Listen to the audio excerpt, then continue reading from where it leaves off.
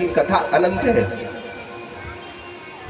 अब किसी ने सीता किसका बाप था कह दिया तो वो व्यक्ति वही रट ले तो ये गलत बात है, उसका सीताराम हो जाएगा। एक कहानी के बीच में एक कहानी और याद आई कथा के बीच में एक कहानी याद आई। एक पंडित जी थे, तो वो एक घर में कथा करने गए। अब कथा करने गए तो वहां नई नई बहू आई थी,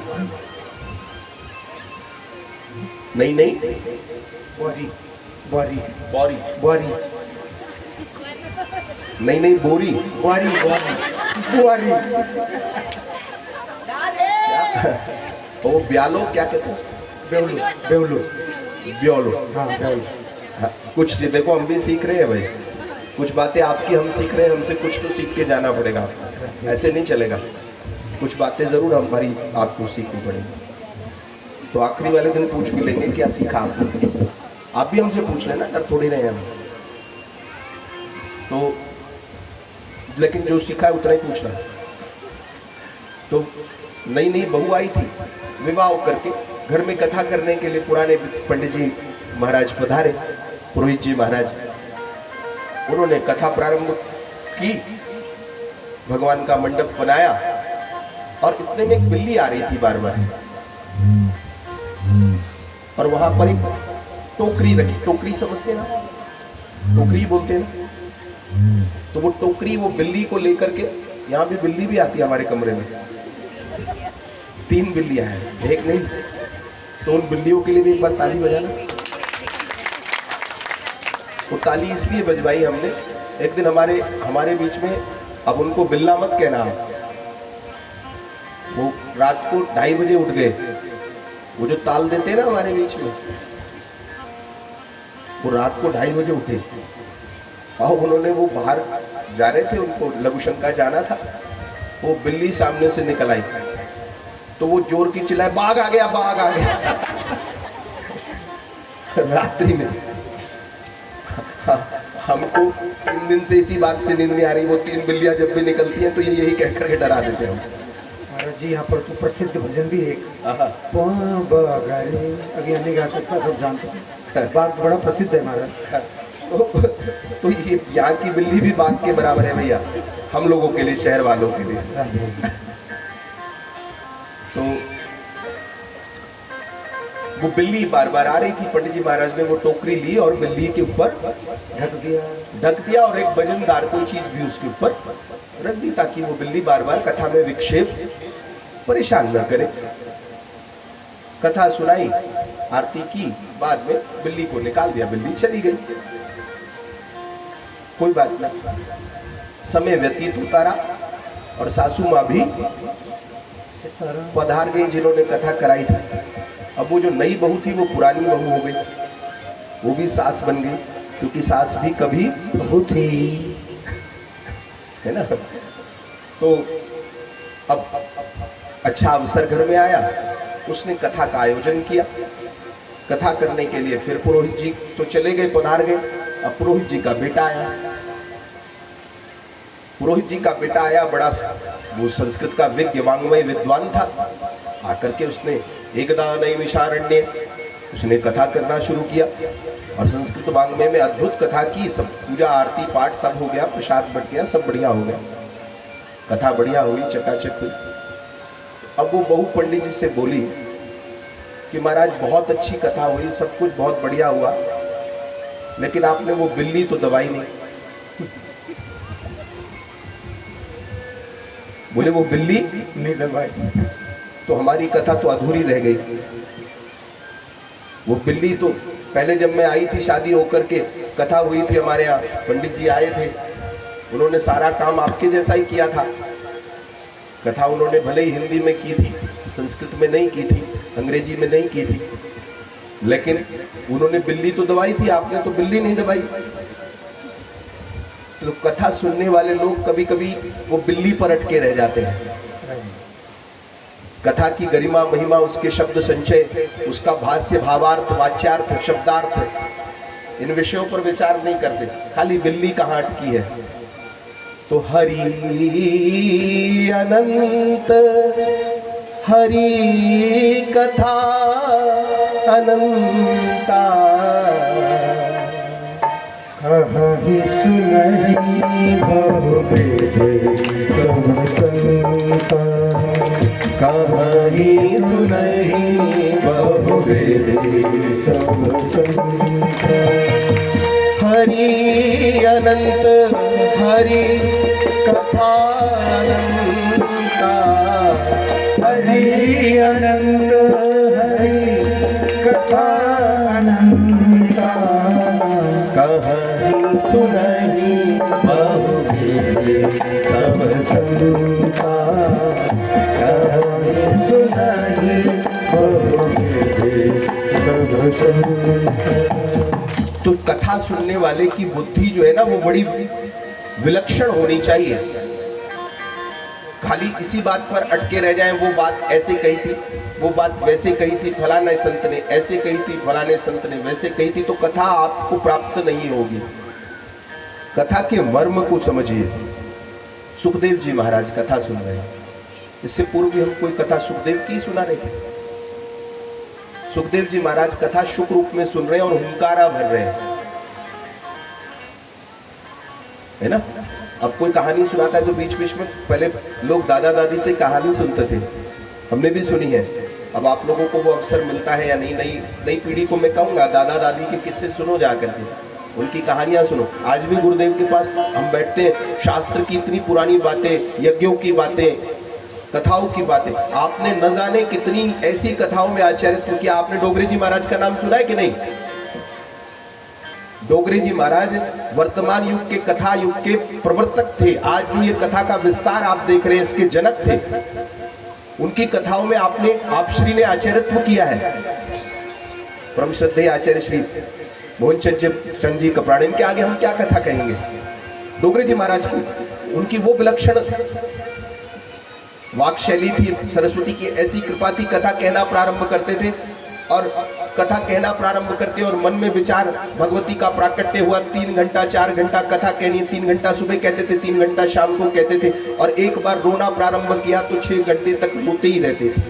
और वही नहीं रोते थे, कथा मंडप में बैठा प्रत्येक व्यक्ति रोता था। कथा का भाव,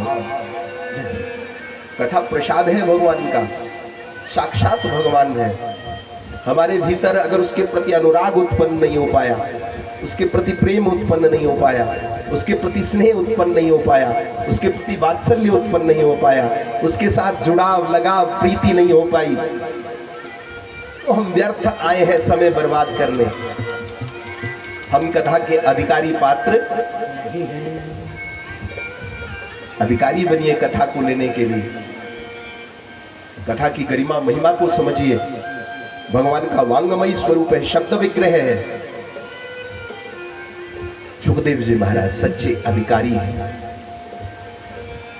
कथा को सुना, हुंकारा भरा। महादेव ने देखा, महादेव को लगा शायद किसी अपात्र ने कथा को सुन लिया है। अपात्र भी कथा को सुन ले तो उसका कल्याण तो हो जाता है, परंतु कथा का दुरुपयोग न करे। आज दुर्भाग्य है, व्यासपीठ से ये कहते हुए मुझे कष्ट होता है, ऐसे ऐसे लोग कथा कर रहे हैं। अभी एक घटना है और उत्तर प्रदेश की ही। उत्तर प्रदेश को उत्तम प्रदेश बनाने के लिए योगी जी ने बहुत प्रयास, क्या नाम है उसका दुष्ट का? मैनपुर में हेमराज यादव, हेमराज यादव नाम का, मुझे नाम लेने में कोई संकोच नहीं, दुष्ट का। वो पापी ऐसी कथा, भगवान की कथा को मलिन कर रहा था। देखिए, सत्पात्र को, अधिकारी पात्र को, हर एक पीठ की अपनी एक गरिमा है। आप अध्यापक की नियुक्ति करते हैं तो पहले उसके पास शिक्षा का अधिकार होता है, वो शिक्षित होता है तो शिक्षा देने का अधिकारी है। आज महाराज श्री आए थे हमारे कमरे में, पंडित जी महाराज कह रहे थे, देखो जो जिसके पास खुद में वो बात नहीं है वो किसी को वो बात कैसे देगा।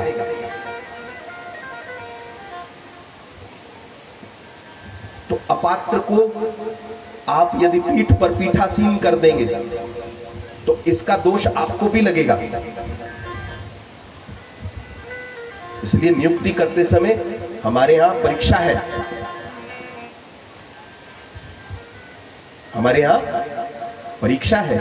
परीक्षा में उत्तीर्ण होने के बाद जो शास्त्र का अध्ययन करे, शास्त्र के तत्व को, मर्म को, महत्व को जानने वाला हो, जिसकी वाणी में सरस्वती हो, विद्या हो, बुद्धि हो, ज्ञान हो, जो उस विराट स्वरूप को उस विराट को परिभाषित करना कोई सामान्य बात है क्या?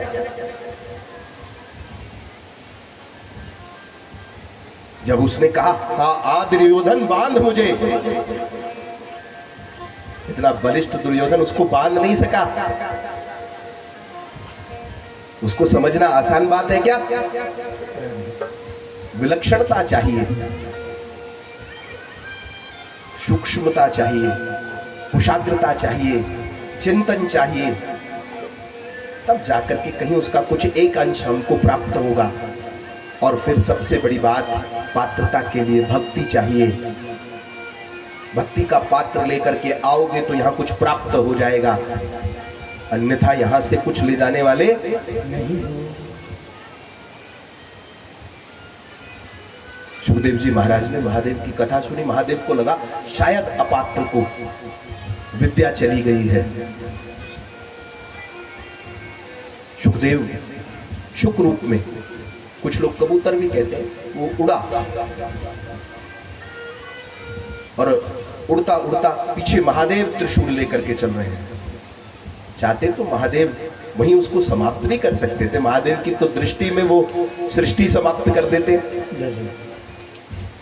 दृष्टि खोलते हैं, हर हर महादेव शंभो, हर हर महादेव शंभो, हर हर महादेव शंभो, महादेव शंभो, हर हर महादेव शंभो, हर हर महादेव शंभो, हर हर महादेव शंभो, हर हर महादेव शंभो। महादेव चाहे तो अपनी दृष्टि से सृष्टि को एक क्षण में समाप्त कर सकता है। आजकल लोग, ध्यान लगाने वाले लोग, महादेव का नाम लेकर के थर्ड आई ऑफ गॉड, अभी आप लोग बचे हुए उनसे चीजों से। थोड़े लोग अगर फंस भी गए हो तो मुझे पता नहीं, वो मेडिटेशन कराते हैं थर्ड आई ऑफ गॉड, भगवान की तीसरी आंख। वो कैसा ध्यान कराते हैं, आपको भी कराता हूं थोड़ा सा। वो क्या करते हैं, वो कहते हैं सुबह आप 3 बजे हमारे पास आइए। कितने बजे आइए? 3 बजे, सुबह 3 बजे, 2:30 से 3 के बीच में आ पाइए। अब जिसको सुबह 2:30-3 बजे जाना है वो रात भर बेचारा सो नहीं पाता, क्योंकि सुबह 3 बजे वहां 2:30 बजे पहुंचना है। अब उसके बाद हॉल होता है बहुत बड़ा, एसी लगा होता है उसमें, एसी लगा होता है, और हॉल में ला करके सोफे डले होते हैं, गद्देदार कुर्सियां फर्स्ट क्लास, उसमें उनको बैठा दिया जाता है। और फिर वेस्टर्न म्यूजिक चलता है, बड़ा मीठा मीठा, थोड़ा वेस्टर्न बजे।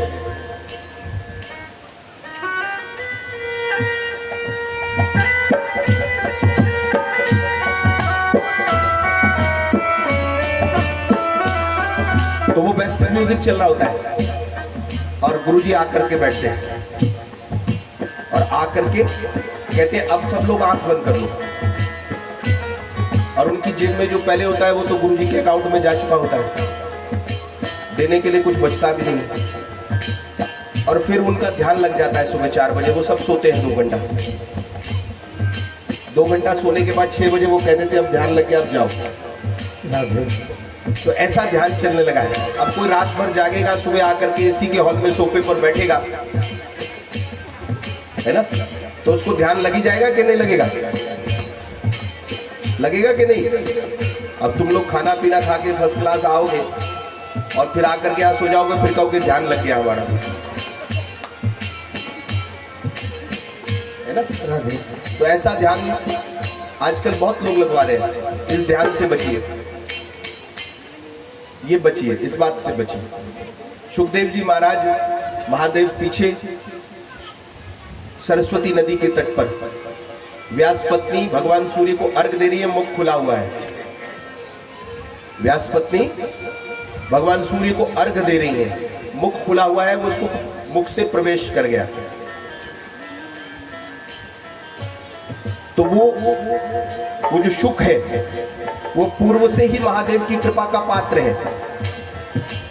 महादेव ने वरदान दिया कि तुम ऐसे शास्त्र में प्रवीण होगे जो संपूर्ण सृष्टि का जाकर के कल्याण। बोलो सुखदेव भगवान की जय। सुखदेव जी महाराज 12 वर्ष तक मां के गर्भ में रहे और जन्म लेने से पूर्व उन्होंने कथा किसकी सुनी है? अमर कथा सुनी है। तो इसलिए सुखदेव जी महाराज, इसीलिए मैंने कहा भाग्योदयन बहुजन्म, एक जन्म से नहीं। वो सुखदेव आप क्या सोचे, व्यास जी महाराज से आकर के व्यास के पुत्र हो गए, ये शास्त्र ले लिया भागवत शास्त्र। वो महादेव से पूर्व में कथा सुन करके आए हैं। वो महादेव की कृपा के पात्र पहले बने। व्यास पत्नी के गर्भ के भीतर 12 वर्ष तक रहे। व्यास जी महाराज से पहले ही सारे शास्त्र गर्भ में ही सुन लिए। फिर 12 वर्ष जब बीत गए और भगवान ने गर्भ में जाकर के आश्वस्त किया कि तुमको मेरी माया,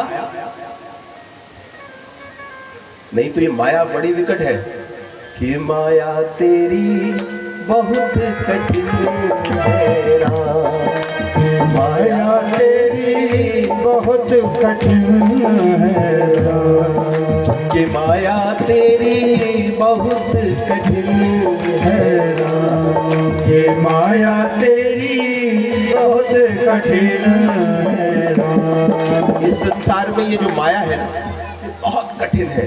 इसको पार करना दुष्कर है। ये तो भगवान की किसी पे कृपा हो जाए, भगवान की कृपा की करुणा की किरण किसी व्यक्ति पर पड़ जाए तो इस माया को भेद सकते हो। ये माया का जाल इतना खतरनाक है। अब ये किसी का नाम यहाँ माया तो नहीं है ना? हाँ? नहीं है ना? फिर ठीक है। अब वो हो भी तो उस वाली माया देवी जी को मत समझिए, मैं तो मायावती की बात कर रहा हूँ। बहुत कठिन है रे माया तेरी, बहुत कठिन है राम, ये माया तेरी बहुत कठिन है राम, बहुत